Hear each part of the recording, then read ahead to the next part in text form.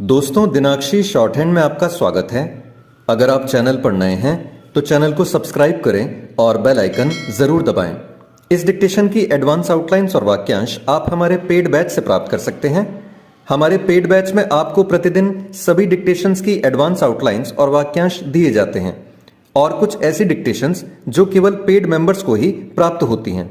हमारे paid batch को join करने के लिए और बैच के बारे में संपूर्ण जानकारी प्राप्त करने के लिए आप डिस्क्रिप्शन बॉक्स में दिए गए मोबाइल नंबर पर व्हाट्सएप कर सकते हैं।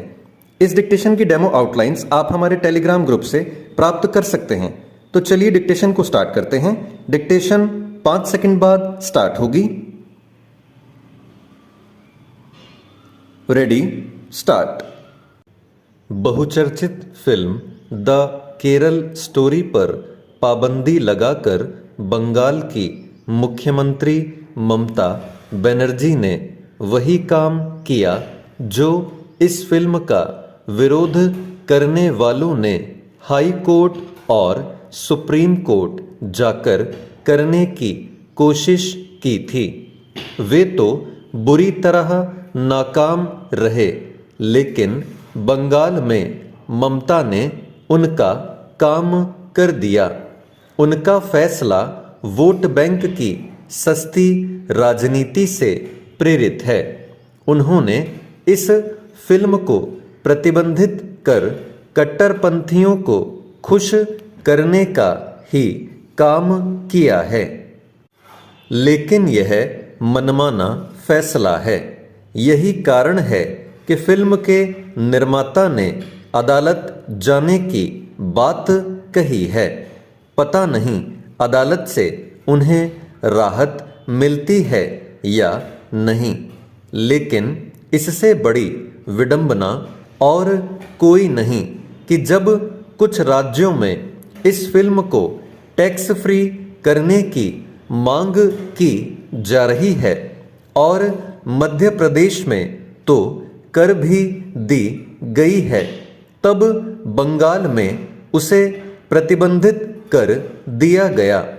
कोई फिल्म कैसी भी हो, यदि वह सेंसर बोर्ड से स्वीकृत है और उस पर उठाई गई आपत्तियों को उच्च न्यायालयों के साथ सर्वोच्च न्यायालय ने भी खारिज कर दिया हो, तो उसे प्रतिबंधित करना एक तरह की मनमानी ही है।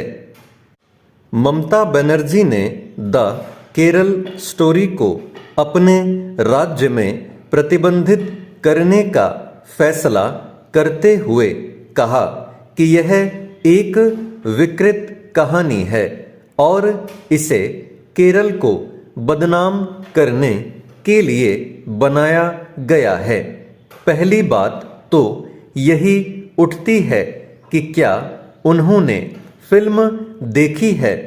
प्रश्न यह भी है कि क्या वह सुप्रीम कोर्ट से भी ऊपर हैं। क्या उनका फैसला सुप्रीम कोर्ट के निर्णय का निरादर नहीं। जहां तक उनकी यह बात है कि इस फिल्म को केरल को बदनाम करने के लिए बनाया गया है, तो वहां की सरकार ने तो उसे प्रतिबंधित नहीं किया। क्या उन्हें केरल के हितों की चिंता वहां की सरकार से भी अधिक है। स्पष्ट है कि उन्होंने इसकी जानबूझकर अनदेखी की कि केरल हाई कोर्ट ने कहा है कि यह फिल्म अगर किसी को खलनायक रूप में दिखाती है तो बर्बर आतंकी संगठन इस्लामिक स्टेट को, और फिल्म से किसी को आपत्ति हो सकती है तो इसी संगठन को। ममता सरकार के फैसले से तो इस खूंखार आतंकी संगठन से हमदर्दी रखने वालों का ही दुस्साहस बढ़ेगा। इसी के साथ उनका भी दुस्साहस बढ़ेगा जो छल कपट से मतांतरण कराने का काम कर रहे हैं। द केरल स्टोरी में ऐसे तत्वों को भी उजागर किया गया है। ममता कुछ भी कहें, यह एक हकीकत है कि देश में ऐसे तत्व सक्रिय हैं जो छल कपट से मतांतरण कराने में लगे हुए हैं। कोई फिल्म कैसी है, यह तय करना सरकारों का काम नहीं है। सरकारें सेंसर बोर्ड का काम अपने हाथ में नहीं ले सकती। भले ही ममता के फैसले के कारण बंगाल के लोग द केरल स्टोरी देखने से वंचित रहें, लेकिन अन्यत्र उसके प्रति आकर्षण बढ़ना तय है। चेंज। उत्तर प्रदेश के 20 जिलों में एटीएस की छापेमारी के बाद पीएफआई के 2 सदस्यों की गिरफ्तारी और 70 लोगों को हिरासत में लिया जाना इस बात का संकेत है कि प्रतिबंध के बावजूद पीएफआई उत्तर प्रदेश में अपना नेटवर्क खड़ा करने की कोशिश में जुटा हुआ है।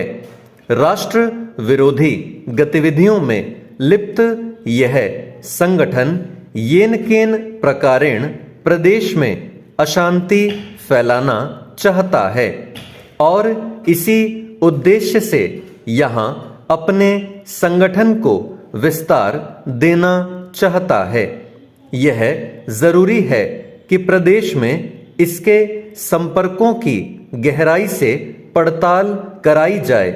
इसके लिए यहाँ सिमी जैसे संगठनों की पृष्ठभूमि टटोलना भी जरूरी है, जिन पर 2 दशक पहले प्रतिबंध लगाया जा चुका है। यदि पीएफआई को प्रदेश में अपने पांव पसारने के लिए जगह मिल रही है तो इसके पीछे सिमी से जुड़े सदस्य भी हो सकते हैं। सिमी की तरह पीएफआई भी इस्लामी राष्ट्र की हिमायती है और उसकी निगाह बड़ी संख्या में मतांतरण कर युवाओं का देश के खिलाफ इस्तेमाल करने पर है।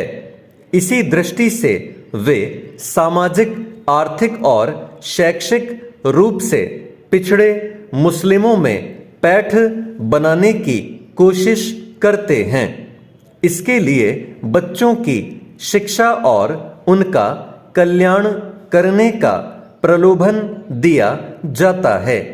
प्रदेश में अशांति फैलाने की हर बड़ी घटना में पॉपुलर फ्रंट ऑफ इंडिया या उससे जुड़े संगठनों का नाम आता रहा है। नुपुर शर्मा विवाद के बाद प्रदेश के 8 जिलों में हुई हिंसा के पीछे पीएफआई का ही नाम आया था। सीएए और एनआरसी के खिलाफ हुए उपद्रव में भी इनका ही हाथ पाया गया।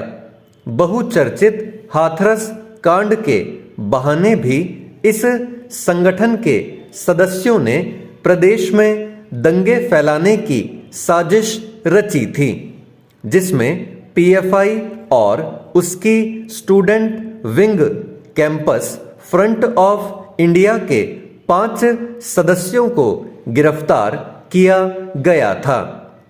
विचार का विषय यह है कि प्रतिबंध और एटीएस एवं अन्य पुलिस बलों की इतनी कार्रवाई के बावजूद संगठन के सदस्य अपनी जड़ें पुनः कैसे जमा लेते हैं।